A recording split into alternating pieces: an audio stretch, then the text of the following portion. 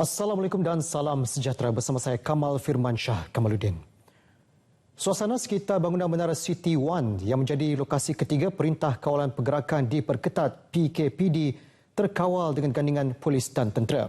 Tinjauan hari kedua perintah di situ mendapati beberapa pos kawalan didirikan sekitar bangunan bagi memantau pergerakan masuk dan keluar. Menurut Panglima Angkatan Tentera Jeneral Tan Sri Effendi Buang, bangunan berkenaan diletakkan di bawah pengawasan ketat. Ia bagi membolehkan kaki tangan Kementerian Kesihatan melakukan pemeriksaan dan mengenal pasti individu yang ada simptom untuk diasingkan.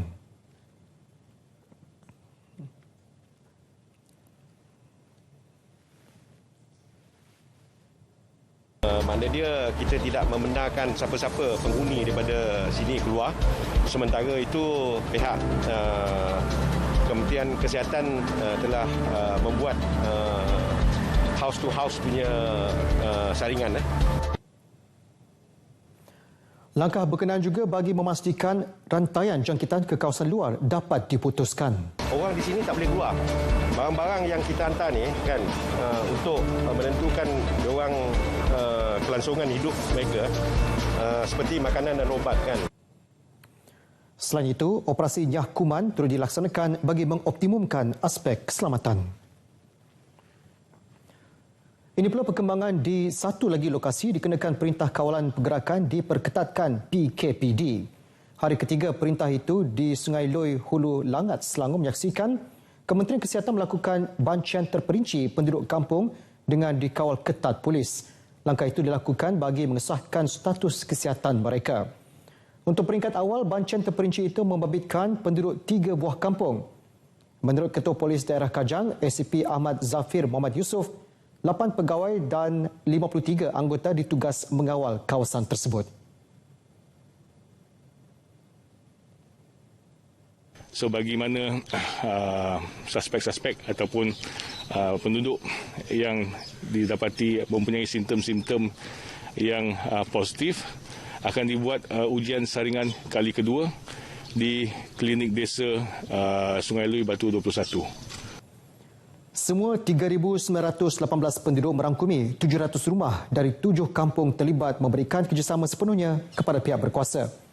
7 kampung itu ialah Kampung Batu 21 hingga 24, Kampung Gemi, Kampung Orang Asli Paya Lebar dan Kampung Orang Asli Sungai Gabai.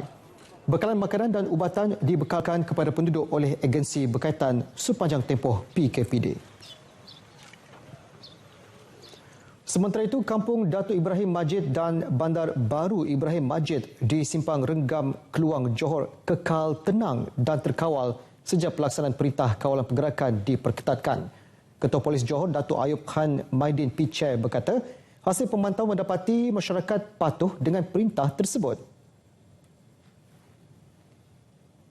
Hasil pemantauan beberapa kampung rangkaian dalam kawasan PKPD mendapati suasana masyarakat patuh untuk kekal dan berada dalam rumah dan tiada sebarang aktiviti luar dikesan. Dalam pada itu, beliau terus memaklumkan jenayah indeks di Johor sepanjang tempoh PKP turun 41.5%. 2 lagi kematian akibat COVID-19 dicatatkan semalam menjadikan jumlah korban keseluruhan meningkat kepada 45 kes. Setakat tengah hari semalam juga, 142 kes baru dilaporkan menjadikan kes kumulatif mencecah 2,908 kes. Menurut Ketua Pengarah Kesihatan Datuk Dr. Nur Hisham Abdullah, kematian ke-44 melibatkan wanita berusia 80 tahun yang mempunyai kontak rapat dengan kes 115. Mangsa terus menghidap kencing manis, darah tinggi dan penyakit jantung. Manakala satu lagi kematian melibatkan lelaki tempatan berusia 62 tahun. Dia memiliki kontak rapat dengan kes ke-486. Ketika ini, 102 kes positif sedang dirawat di unit rawatan rapi ICU dengan 66 kes memerlukan bantuan pernafasan.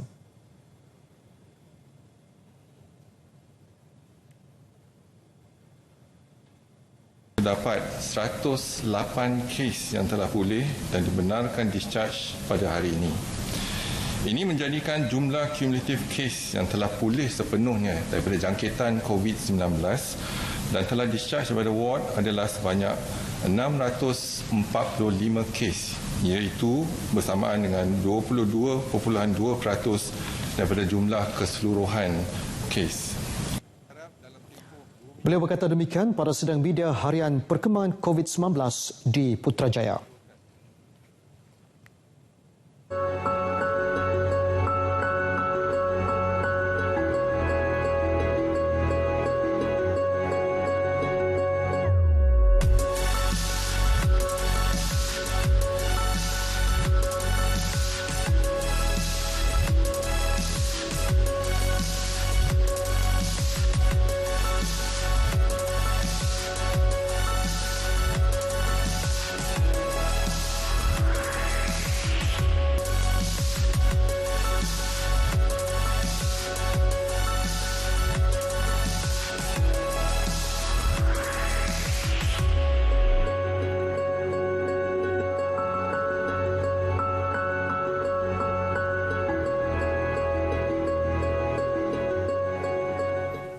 Bertemu kembali.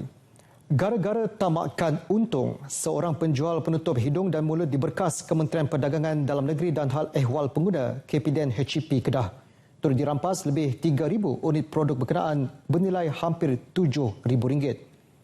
Serbuan dilakukan di sebuah rumah di Taman Kempas Sungai Petani yang dijadikan gudang. Menurut pengarah KPDN HEP Kedah, Ray Monverak, suspek sengaja menyorokkan topeng muka sebelum menjualnya dengan melepasi harga siling. Semakan awal mendapati penjual itu berjaya mengaut untung lebih RM3,000 daripada sepatutnya.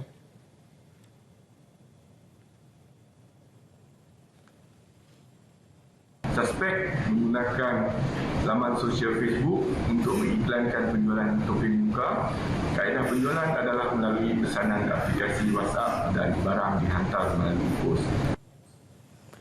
Kes dirujuk mengikut Akta Kawalan Harga dan Anti Pencatutan 2011. 611 individu ditahan Polis Johor kerana ingkar arahan sepanjang fasa pertama Perintah Kawalan Pergerakan. Daripada jumlah itu, 117 telah didakwa. Ketua Polis Negeri Datuk Ayub Khan Maidin Pichai dalam satu kenyataan berkata, semua kes disiasat mengikut Seksyen 186 Kanun Keseksaan dan Akta Pencegahan dan Pengawalan Penyakit Berjangkit 1998. Kes turut dirujuk mengikut Peraturan Pencegahan dan Pengawalan Penyakit Berjangkit Pengisytiharan Kawasan Tempatan Jangkitan 2020. Tindakan lebih tegas menanti mereka yang masih berdegil. Di Mahkamah Magistrate Air Keruh Melaka, 3 warga Nepal didenda RM1,000 kerana ingkar Perintah Kawalan Pergerakan PKP.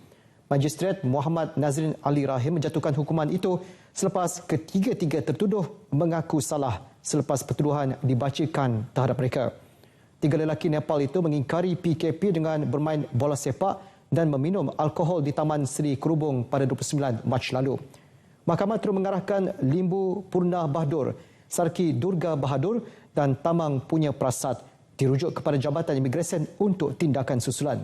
Semua tertuduh yang tidak diwakili peguam bersetuju untuk membayar denda berkenaan. Umat Islam dan waris mangsa COVID-19 di negara ini digalak mengadakan solat jenazah ghaib supaya mengetahui berita kematian mangsa. Solat tersebut boleh dilakukan di rumah masing-masing sebagai mematuhi Perintah Kawalan Pergerakan. Penasihat Majlis Agama Islam Negeri Johor, Datuk Noh Gadut berkata, walaupun ahli keluarga berduka cita atas kematian tersebut, namun mereka perlu akur demi kebaikan bersama yang mempunyai hikmah tersirat. Gambarkan kalau kematian biasa yang hadir itu hanya paling tinggi 200 orang dan jarang sekali semayang ghaib.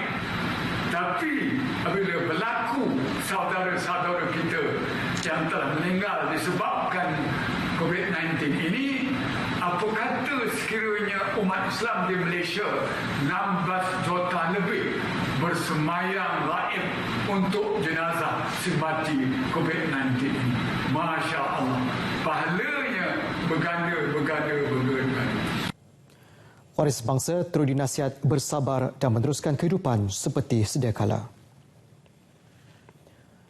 Status penganjuran Bazar Ramadan di Pulau Pinang tahun ini belum diputuskan. Ketua Menteri Chan Kon Yu berkata pihaknya akan memantau situasi sebelum membuat sebarang keputusan. Setakat ini, peniaga negeri itu juga belum menerima lesen penjajah bazar Ramadan daripada pihak kerajaan tempatan. Beliau berkata demikian menerusi sidang media khas di laman sosial Facebooknya. Dalam pada itu, Selangor menjadi negeri terbaru membatalkan bazar Ramadan. Ini kita letakkan jika sekiranya Kementerian dan Jabatan Kesihatan menyarankan sudah boleh dilakukan, kita buat. Tapi untuk pada waktu ini kita tangguhkan apa-apa pelaksanaan bazar Ramadan, dan perkara ini telah turut dibincangkan secara atas talian dengan yang dipertua PBT. Ada cadangan-cadangan yang saya terima daripada mereka. Sebelum ini, Kerajaan Negeri Sembilan, Melaka dan Terengganu turut membatalkan penganjuran bazar Ramadan di negeri masing-masing.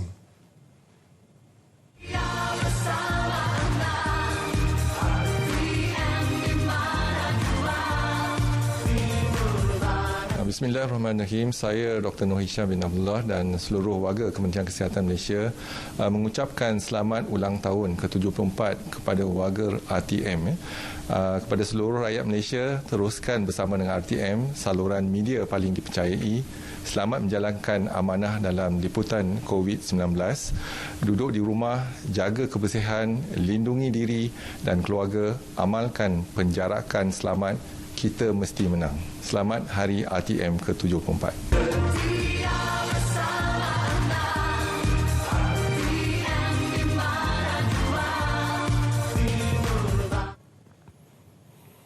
Penerima Bantuan Sara Hidup BSH dan golongan M40 yang mempunyai data cukai pendapatan tidak perlu membuat permohonan Bantuan Prihatin Nasional BPN.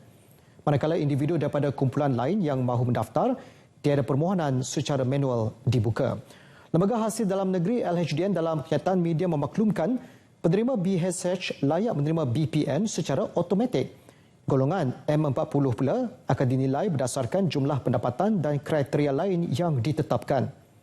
Pemberian secara automatik akan diberi kepada mereka yang diluluskan. Sekiranya semakan memaparkan status tiada rekod, pengguna boleh membuat permohonan baharu sehingga 30 April. Permohonan BPN mula dibuka semalam. Sementara itu, pencarum kumpulan wang simpanan pekerja KWSP juga boleh memohon skim pengeluaran wang akaun 2 iLestari bermula semalam. Permohonan boleh dibuat menerusi aplikasi iAccount atau email. Dalam satu kenyataan media, KWSP menjelaskan semua cawangan dan pusat urusan perhubungan akan ditutup sehingga 14 April selaras dengan kelanjutan Perintah Kawalan Pergerakan. Ahli KWSP diingatkan membuat permohonan pada bulan ini bagi membolehkan mereka menerima bayaran pengeluaran wang secara bulanan bermula Mei.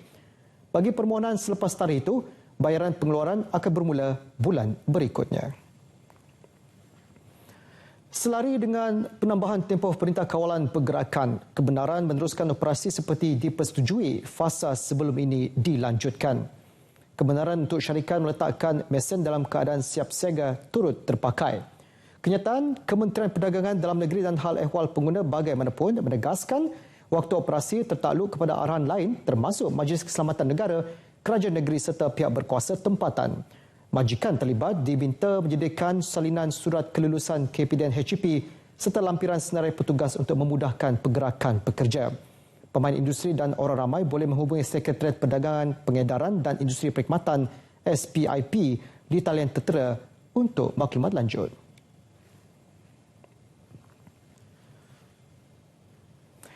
Diktiraf jenama media paling dipercayai. Penyampaian maklumat sahih terutama ketika negara berdepan peristiwa penting termasuk politik, ekonomi dan kesihatan sinonim dengan RTM.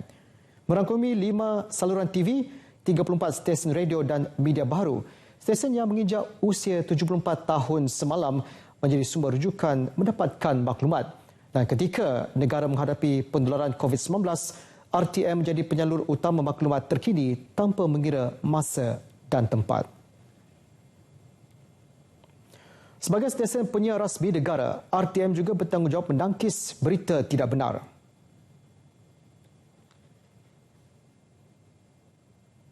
Saya kira dalam suasana luar biasa sekarang, tidak ada pilihan.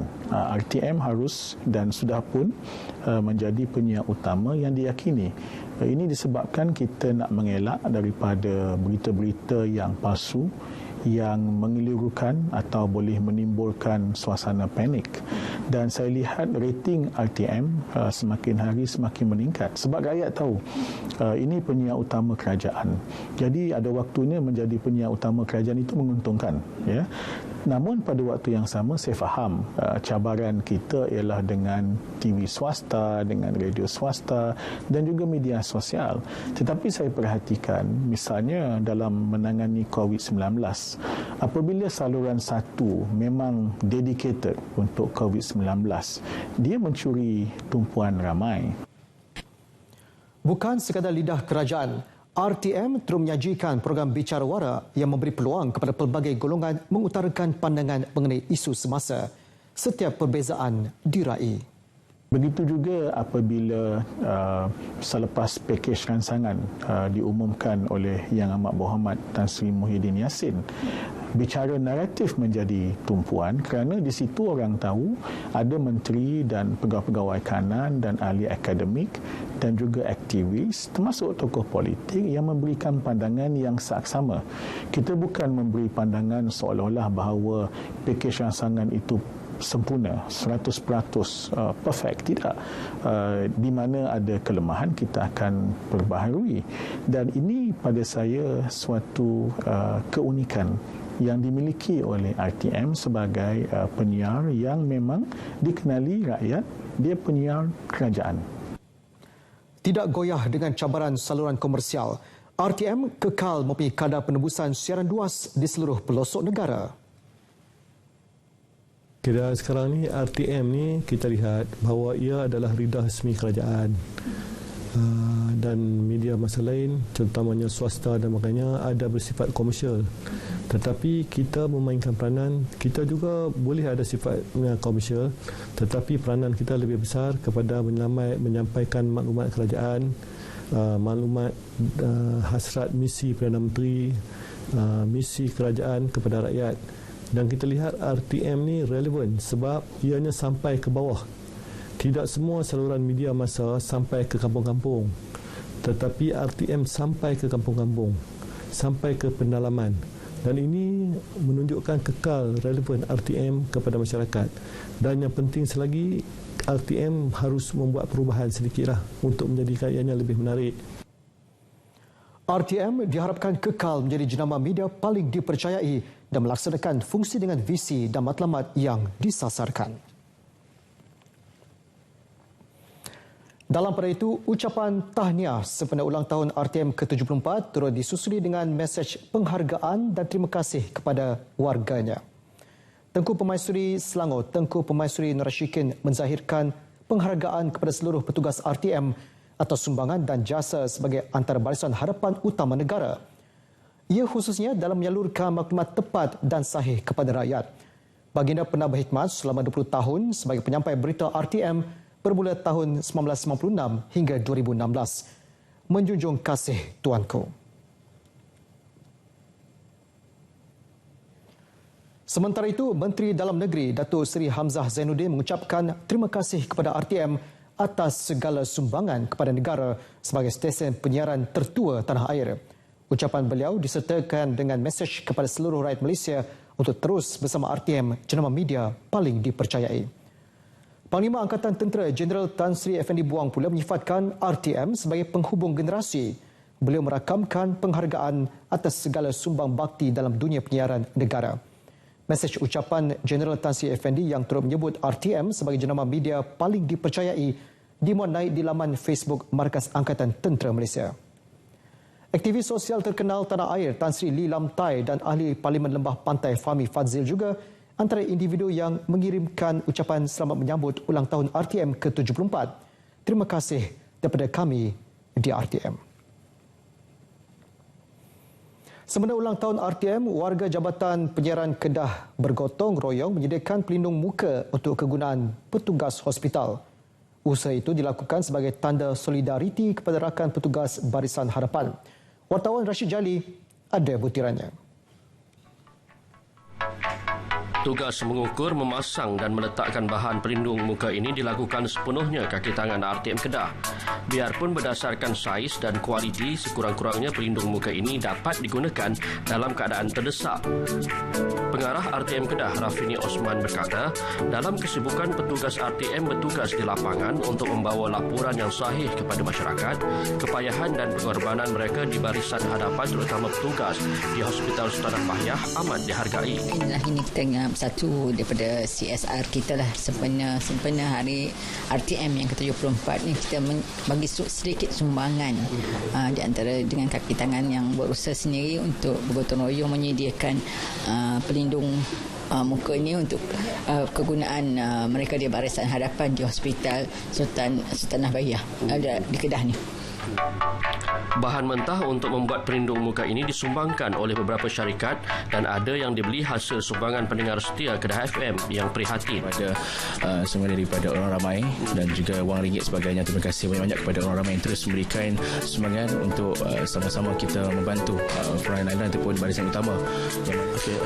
Inisiatif ni pada saya baguslah. Mula timbul idea bila tengok di Facebook kan, banyak kongsi-kongsi benda yang tak cukup semua. Kemudian saya kontak kawan satu pejabat, jom kita kumpul barang.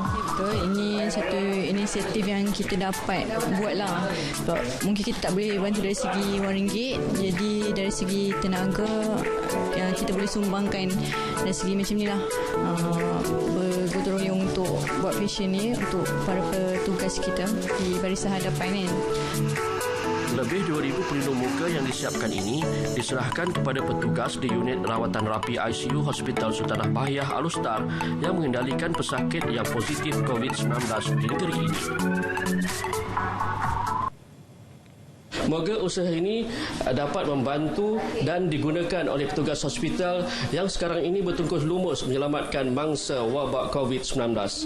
Laporan Rashid Jali bersama juru kamera Ikram Rahim untuk RTM.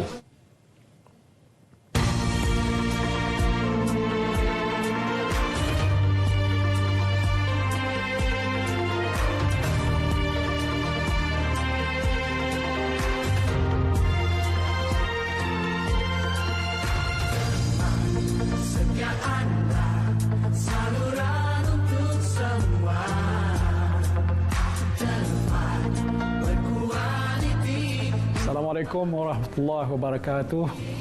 Saya ingin mengambil kesempatan pada hari ini untuk mengucapkan selamat menyambut Hari RTM yang ke-74 pada seluruh warga RTM di seluruh Malaysia, dengan mendoakan agar RTM akan terus kekal menjadi wadah bagi suara rakyat Malaysia, menyampaikan berita-berita dan juga perkara-perkara yang dipikirkan penting untuk memberitahu rakyat Malaysia situasi dan keadaan yang ada di negara kita dan juga di seluruh dunia. Teruskan bersama RTM, jenama media paling dipercayai.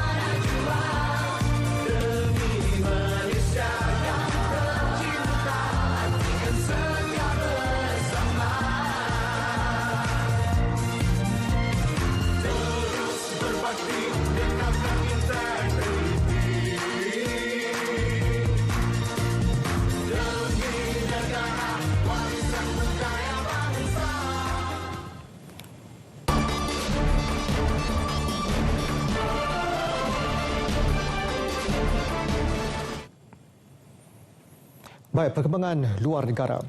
Arab Saudi memberi bayangan ibadah haji tahun ini mungkin ditiadakan susulan pandemik COVID-19. Menteri Haji dan Umrahnya Muhammad Saleh Tahir Banten berkata, negara penjaga dua kota suci itu sentiasa berusaha memastikan keselamatan seluruh umat Islam. Dalam temu bual di Mekah, Muhammad Saleh menggesa jutaan Muslim yang berhasrat mengerjakan haji tahun ini untuk menangguhkannya.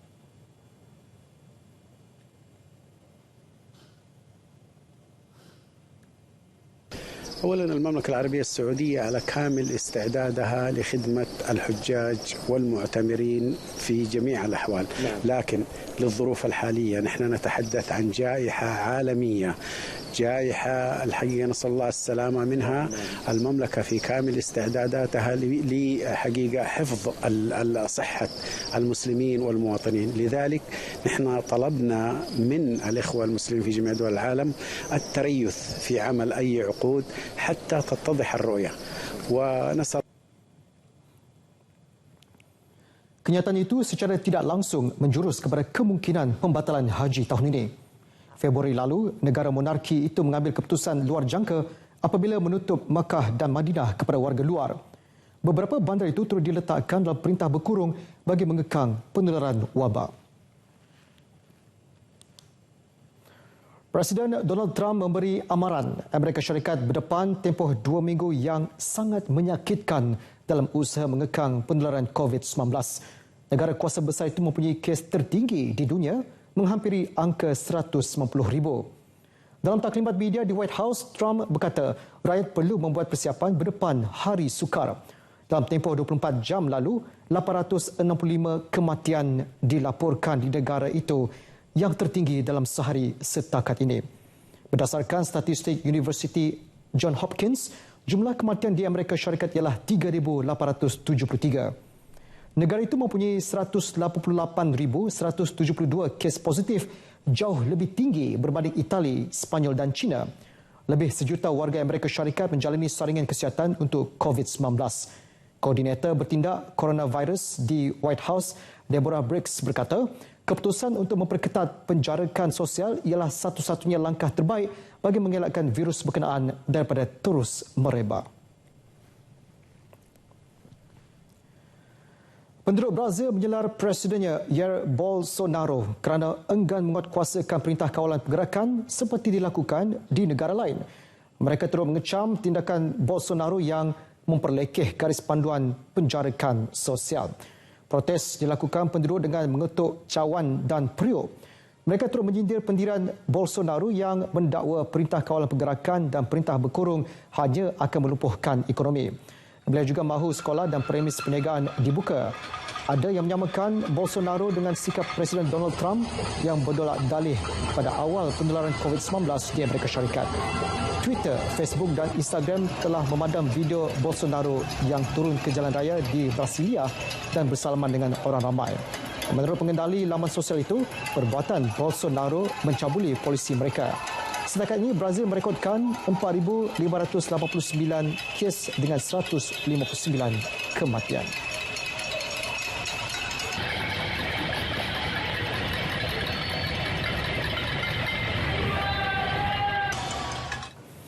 Baik, laporan itu mengakhiri berita pagi. Layari Facebook Berita RTM atau muat turun aplikasi RTM Mobile secara percuma di Google Play atau App Store. Kami juga boleh ditonton menerusi My Freeview 123. Terima kasih kerana setia bersama RTM, diiktiraf jenama media paling dipercayai. Selaras dengan perintah kawalan pergerakan, stay at home, duduk di rumah dan jangan keluar. Tidak perlu jadi bahan berita kami.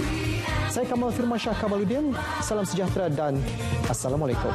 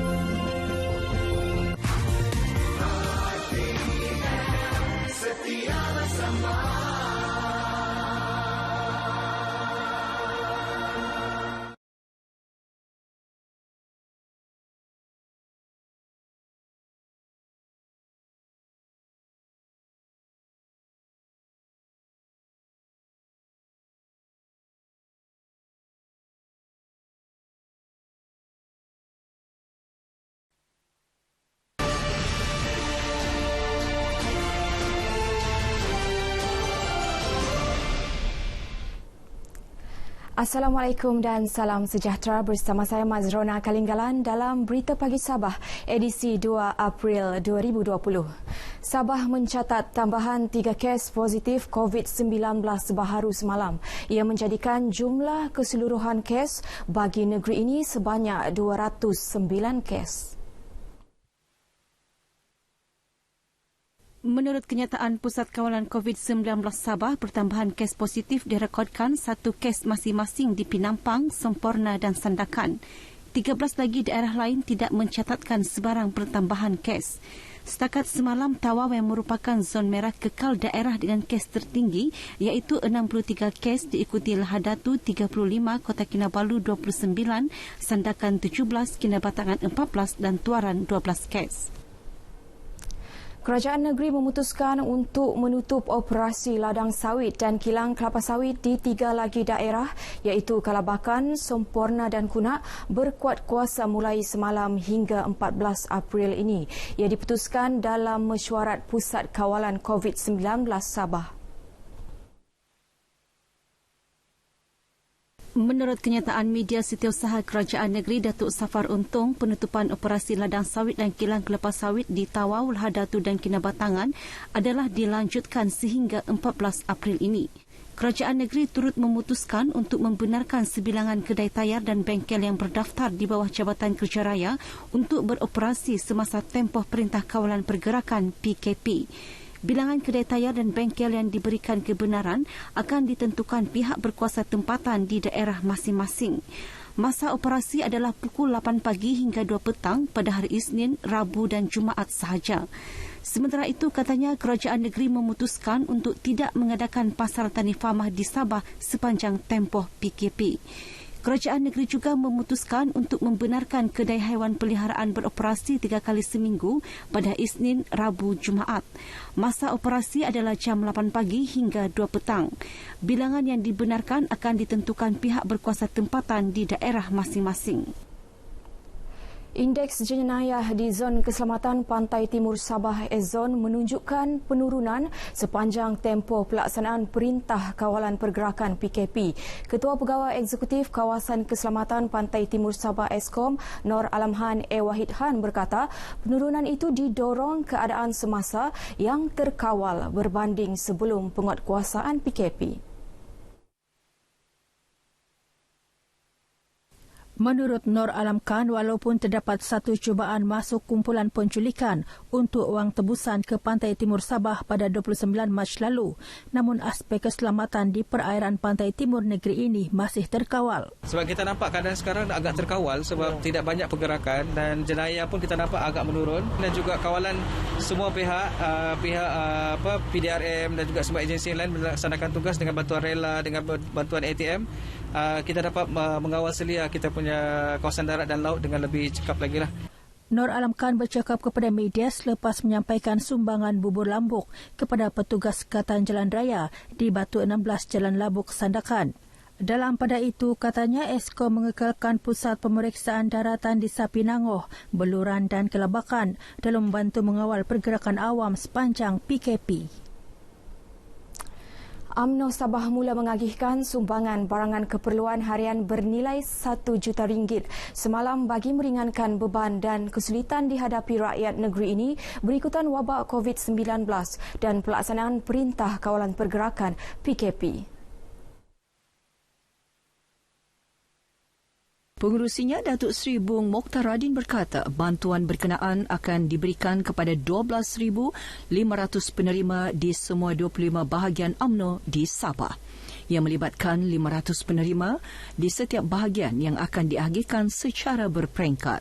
Agihan-agihan ini juga kita telah memberi pesanan kepada mereka-mereka di peringkat bahagian supaya memberi kepada mangsa-mangsa yang benar-benar memerlukan. Kita tidak ada batasan parti, agama, bangsa dan kaum.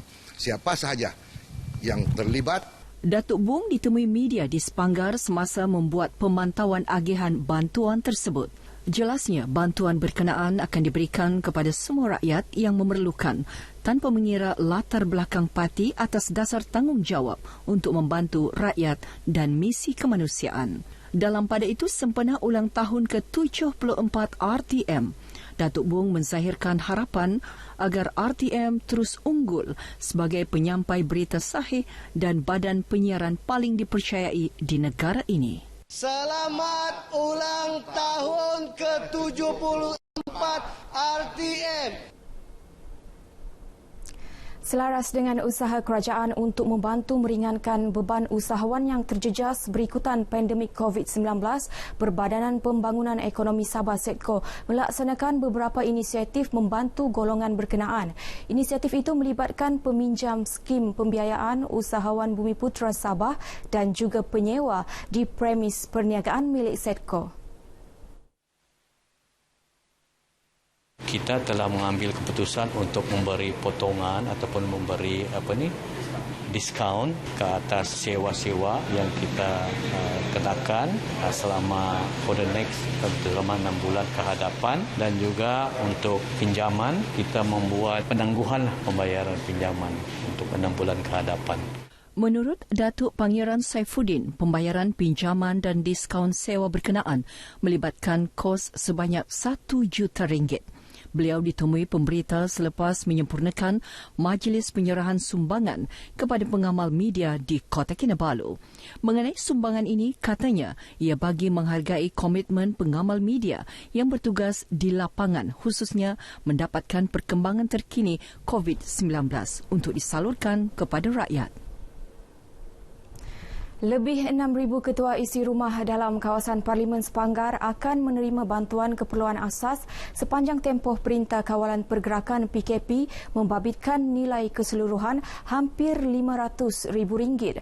Ketua isi rumah berkenaan terdiri daripada mereka yang memohon dalam talian aduan Parlimen berkenaan sejak 18 Mac lalu.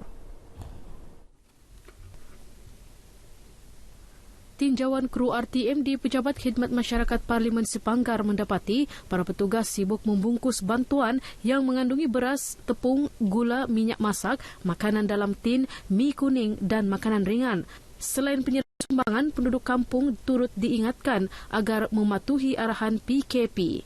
Kita harus mematuhi peraturan yang sudah kerajaan suruh kita buat. Jangan jalan pergi sini sana, mesti duduk di rumah supaya hal ini dapat kita selesailah dengan cepat begitu. Terima kasih untuk membantu dalam keadaan begini. Ya, terima kasih.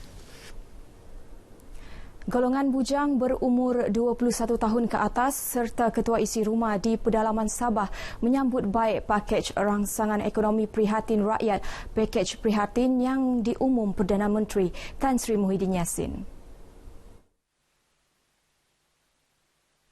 Ketika ditemui RTM di Tenom dan daerah kecil Kemabong, golongan berkenaan masing-masing berpendapat bantuan itu tepat pada masanya bagi meringankan beban akibat wabak COVID-19 yang kini melanda seluruh dunia. Kami sebagai bujang begini kurang pendapatan, ada bantuan ini kami senang hatilah. Terima kasih kepada Perdana Menteri sebab memberikan kami sedikit sumbangan sebanyak RM800 untuk kegunaan harian. Bantuan yang diumumkan oleh PM amat memerancangkanlah bagi seluruh rakyat di Indonesia ini, khususnya kami yang di luar bandar ini. Kurang-kurangnya kita orang kampung ini ada simpanan untuk membantu kita untuk berbelanja. Dapat meringankan beban kami yang tidak bekerja di kampung. Terima kasih sangat-sangat. Semua golongan-golongan di seluruh Malaysia mendapat bantuan daripada pihak kerajaan. Hampir 4 juta isi rumah di seluruh negara berpendapatan bulanan RM4,000 dan ke bawah menerima bayaran RM1,600, manakala RM1,000 kepada hampir 1.1 juta isi rumah berpendapatan lebih RM4,000 hingga RM8,000. Selain itu, bantuan RM800 kepada 3 juta individu bujang berusia 21 tahun ke atas dan berpendapatan bulanan RM2,000 dan ke bawah. Kesemua bantuan diagihkan pada April dan Mei ini. Pengguna sekitar Kota Kinabalu dan Tuaran boleh mendapatkan barangan keperluan runcit dan hasil segar menerusi portal jualan dalam talian Lembaga Pemasaran Pertanian Persekutuan FAMA iaitu Agro Bazar Online sejak 18 Mac lalu. Ia alternatif untuk mengurangkan pergerakan orang awam di luar rumah khususnya dalam tempoh Perintah Kawalan Pergerakan. Portal berkenaan beroperasi 24 jam dan penghantaran pesanan dibuat pada waktu ditetapkan dengan caj penghantaran antara RM5 hingga RM10 tanpa had pembelian. Pengguna dan penggila yang ditemui berpuas hati dengan harga dan kualiti produk yang ditawarkan. Ia juga memberi peluang kepada penggiat industri kecil dan sederhana IKS memasarkan produk mereka dengan mudah sepanjang Perintah Kawalan Pergerakan sehingga 14 April ini. Saya pun baru pertama kali datang. Alhamdulillah semua barang ini nampaknya fresh, baru, dan harga sangat berpatutan. Inilah satu caranya untuk kita penghilang tidak terus terdadah pada peruncit-peruncit bila kita menghantar produk-produk itu. Jadi dengan cara ini FAMA sangat-sangat membantu kami untuk memasarkan kami punya produk lah. Sementara itu, tinjauan kru berita RTM ke Pusat Jualan dan Pemasaran FAMA di Taman Perindustrian Kota Kinabalu KKIP Timur Dekat Telipuk mendapati pusat tersebut menawarkan pelbagai produk keluaran FAMA dan barangan keperluan runcit serta sayur-sayuran dan buah-buahan segar. Pusat jualan ini dibuka setiap Isnin hingga Jumaat bermula 8 pagi hingga 4 petang. Mempunyai masa terluang semasa Perintah Kawalan Pergerakan PKP mendorong sekumpulan 15 anak-anak muda ahli Bulan Sabit Merah Malaysia daerah Kota Kinabalu, BSMM DBKK dan kawasan Pantai Selatan Tengah Persatuan St. John Ambulance memanfaatkan masa yang ada dengan menjadi sukarelawan membuat topeng pelindung muka. Dengan bantuan daripada pelbagai pihak dan orang awam, inisiatif menghasilkan topeng muka itu membantu menampung kekurangan kelengkapan peralatan perlindungan diri PPE di negeri ini. Mengambil masa selama 4 hari, lebih 1,300 pelindung muka berjaya dihasilkan. Pengerusi BSMM DBKK Remy Martin Gunsala memberitahu inisiatif itu secara tidak langsung meningkatkan rasa tanggungjawab membantu kerajaan mencegah wabak COVID-19. Idea ini muncul apabila government yang sendiri, Kementerian Kesihatan yang menyorakkan kekurangan PPE. Jadi Bulan Sabit dengan pantas mengambil inisiatif untuk mencari sumbangan ataupun bantuan daripada orang ramai. Kesemua pelindung muka itu diagihkan kepada 14 pusat kesihatan di negeri ini dengan masing-masing menerima 100 unit. Kita memang menghadapi kekurangan daripada segi PPE ini. Jadi dengan adanya NGO dan organisasi di luar sana membantu pihak hospital dan pihak jabatan, jadi masalah ini akan dapat diatasi sepenuhnya lah. Thank you very much for all the contributions and just want to we hope that the public also can stay at home for us.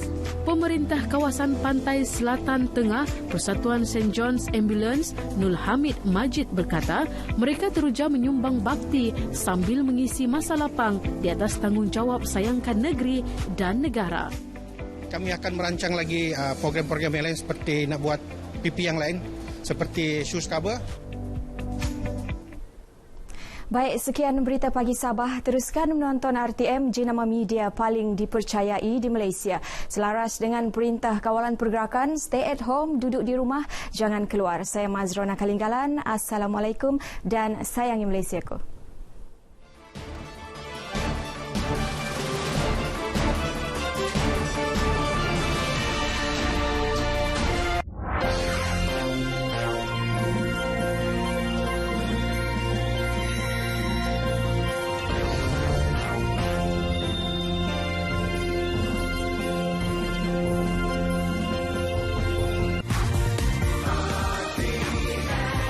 Setia bersama.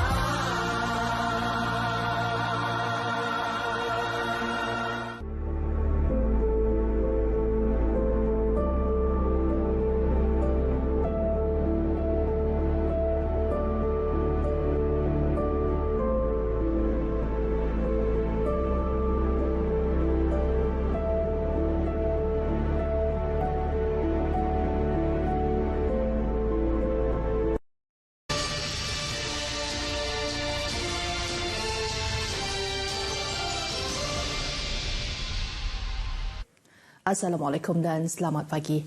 Berita Pagi Sarawak bersiaran dari Studio HD Kuching bersama saya Nusila Talaha.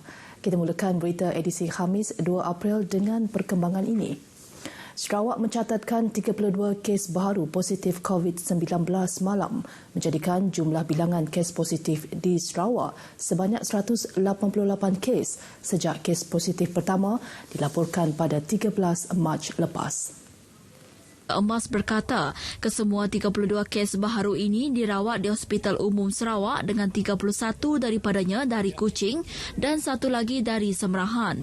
Jelas Datuk Amar Douglas Ugah kes positif yang dilaporkan semalam terdiri daripada mereka yang telah membuat pemeriksaan di Pusat Saringan COVID-19 di Kompleks Belia dan Sukan Kuching. Dalam sidang media tersebut, beliau memaklumkan sejak dibuka pada 21 Mac yang lalu, seramai 2,228 orang telah tampil ke Pusat Saringan COVID-19, Kompleks Belia dan Sukan dan sebanyak 1,160 sampel telah diambil. Sebanyak 49 kes adalah positif, 771 adalah negatif dan 340 masih menunggu keputusan makmal. Datuk Amar Douglas Ugah dalam sidang media COVID-19 di Sarawak di Wisma Bapa Malaysia Petra Jaya Kuching turut memaklumkan mesyuarat Majlis Keselamatan Negara yang telah dipengerusikan oleh Perdana Menteri Selasa lepas telah membahagikan Sarawak kepada 3 zon. Zon tersebut, zon merah iaitu kes melebihi 41, menyaksikan Kuching merekodkan 118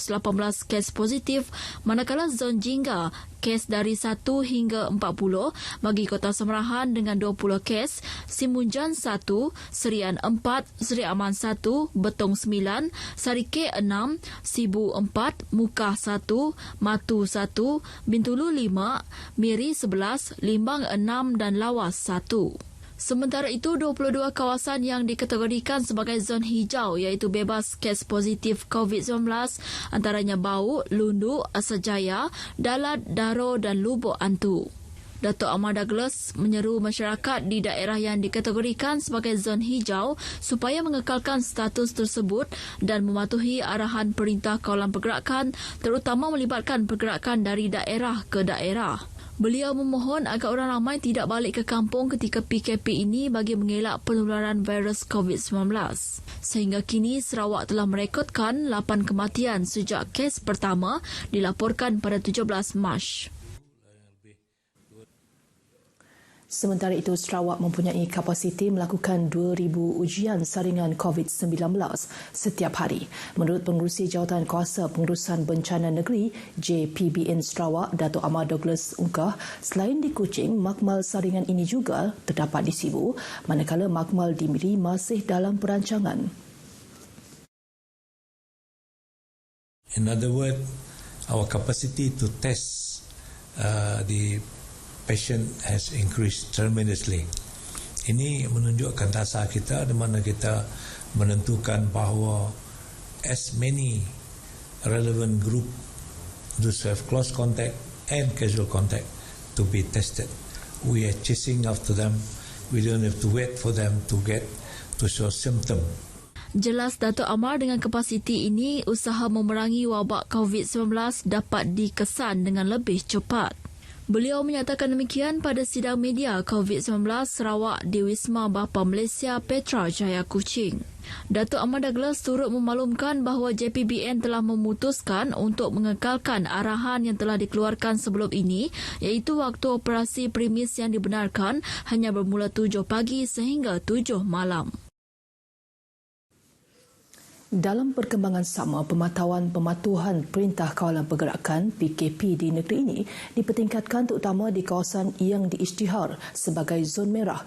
Timbalan Ketua Menteri Datuk Amar Douglas Ugah Embas menyatakan Polis Diraja Malaysia telah melaporkan sebanyak 95% penduduk di negeri ini mematuhi arahan PKP yang telah memasuki hari ke-15 semalam.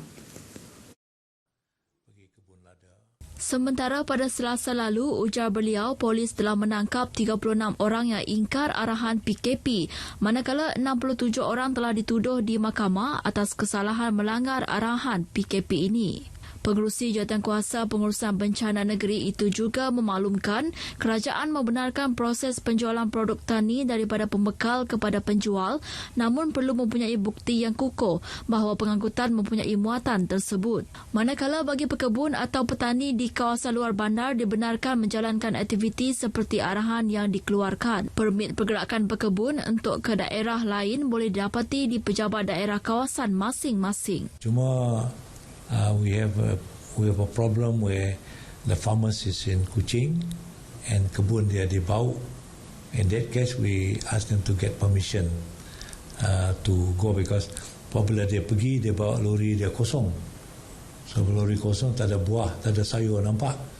So polis akan sanksi. Beliau berkata demikian pada sidang media berkenaan COVID-19 di Wisma Bapa Malaysia, Kuching.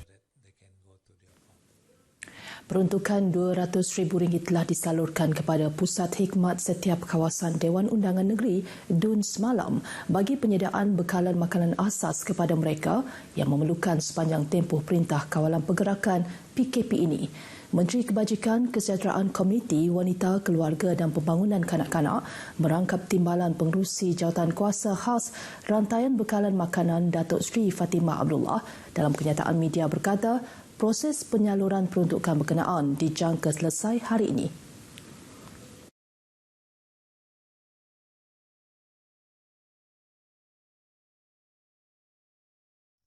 Setakat ini sebanyak 44 buah pusat khidmat telah membuat tempahan bekalan makanan manakala selebihnya masih dalam proses berbuat demikian. Datuk Seri Fatimah berkata, pihak Kementerian Perdagangan Dalam Negeri dan Hal Ehwal Pengguna KPDN HEP juga telah diminta untuk memastikan bekalan makanan mencukupi di setiap 800 buah pusat jualan atau kedai runcit di seluruh negeri ini. Semua pusat jualan atau kedai runcit terbabit telah dibenarkan beroperasi setiap hari bermula pukul 7 pagi hingga 4 petang. Datuk Seri Fatimah berkata semua jawatan kuasa bencana peringkat bahagian atau daerah juga telah selesai mengenal pasti golongan sasaran, pusat pengagihan dan modus operandi penghantaran ke setiap rumah dan mengambil kira terhadap pematuhan PKP. Bagi kawasan pedalaman yang sukar dihubungi melalui jalan darat seperti Bario, Telangusan, Baram, Lawas, Seri Aman dan Kapit, pihak Tentera Udara di Raja Malaysia telah bersetuju membantu penghantaran makanan menggunakan helikopter. Jadual penghantaran bekalan sedang diuruskan dan perkhidmatan dijangka bermula esok atau Sabtu ini. Pada 29 Mac lepas, Ketua Menteri Datuk Patinggi Abang Johari Tun Nopeng mengumumkan peruntukan RM16.4 juta kepada setiap DUN untuk tujuan penyediaan bekalan makanan kepada mereka yang memerlukan. Golongan sasaran terdiri daripada ketua isi rumah di kawasan luar bandar dan pedalaman, miskin bandar dan mereka yang terputus pendapatan kerana PKP. Senarai penerima bantuan akan ditentukan oleh Jawatan Kuasa Bencana Peringkat Bahagian atau daerah yang terdiri daripada residen, pegawai daerah, agensi-agensi kerajaan, pusat khidmat adun dan badan bukan kerajaan yang relevan. Tiada rakyat yang akan disisihkan daripada menerima bantuan makanan khususnya di pedalaman Lawas berikutan pelanjutan Perintah Kawalan Pergerakan PKP. Timbalan Menteri Pembangunan Luar Bandar 2, Datuk Henry Sumagung, memberi jaminan bantuan yang disalurkan bersifat menyeluruh selain akan berusaha memastikan bantuan tersebut sampai kepada golongan sasar. Di kawasan, contohnya di kawasan Parlimen Lawas, saya sudah mulai menghantar barang makanan ini di kawasan Baklalan sebanyak 5,000 isi rumah yang kita tempat yang kita hantar makanan. Sementara di kawasan DUN Bukit Sari sudah pun berjalan mulai minggu lepas. Jadi di kawasan Baklalan saya akan pasti akan selesai pada minggu ini. Ahli Parlimen Lawas berharap rakyat mendapat manfaat daripada sumbangan yang diberikan.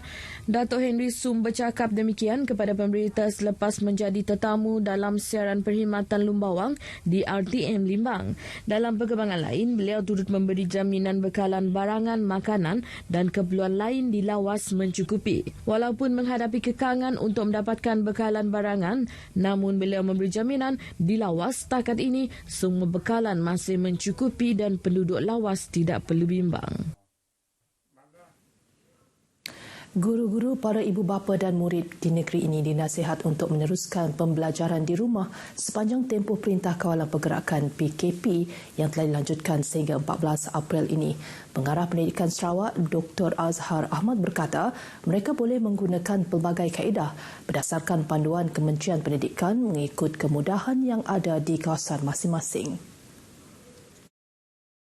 Dr. Azhar yang dihubungi RTM berkata kaedah-kaedah tersebut adalah pembelajaran kendiri iaitu berdasarkan bahan pembelajaran sedia ada termasuk buku teks dan modul latihan selain dengan bimbingan guru, ibu bapa atau penjaga. Bagi yang mempunyai capaian internet, mereka dinasihatkan untuk menggunakan kaedah e-pembelajaran melalui pelbagai sumber bahan pembelajaran digital termasuk portal Edu Web TV KPM.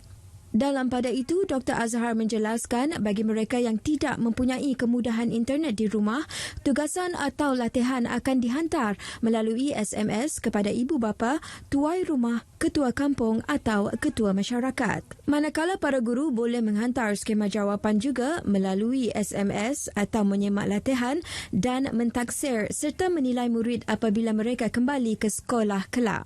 Menurut Dr. Azhar, panduan pembelajaran di rumah semasa PKP dilaksanakan pada 30 Mac hingga tamat tempoh itu melibatkan semua murid prasekolah, sekolah rendah dan sekolah menengah. Panduan tersebut turut menyarankan agar pihak sekolah menetapkan jadual pelaksanaan program mengikut mata pelajaran dengan mencadangkan 2 mata pelajaran diajar dalam sehari. Lebih 10 orang gelandangan di sekitar Bandaraya Kuching menerima manfaat bantuan makanan daripada Jabatan Kebajikan Masyarakat Bahagian JKM Bahagian Kuching pada hari pertama Perintah Kawalan Pergerakan PKP Fasa Kedua. Pegawai Pertahanan Awam Daerah Kuching, Kapten Muhammad Johari Muhammad Taufik dalam laporannya menyatakan pengagihan dilakukan oleh 3 anggota Angkatan Pertahanan Awam APM Kuching, manakala makanan disediakan oleh pihak pembekal yang dilantik oleh JKM Bahagian Kuching. Beliau berkata waktu pengagihan dibuat 2 kali sehari iaitu bermula pukul 11 pagi hingga 1 petang dan 5 petang hingga 7 malam. Kapten Muhammad Johari menambah pengagihan bantuan makanan tersebut akan dilakukan sepanjang tempoh PKP Fasa 2 ini iaitu sehingga 14 hari bulan ini. Sekian perkembangan berita pagi Sarawak. Teruskan kesetiaan anda bersama kami, jenama media yang diiktiraf paling dipercayai di Malaysia. Selaras dengan Perintah Kawalan Pergerakan, stay at home, duduk di rumah, jangan keluar. Dengan itu, saya Nusrat Laha. Assalamualaikum dan jumpa lagi.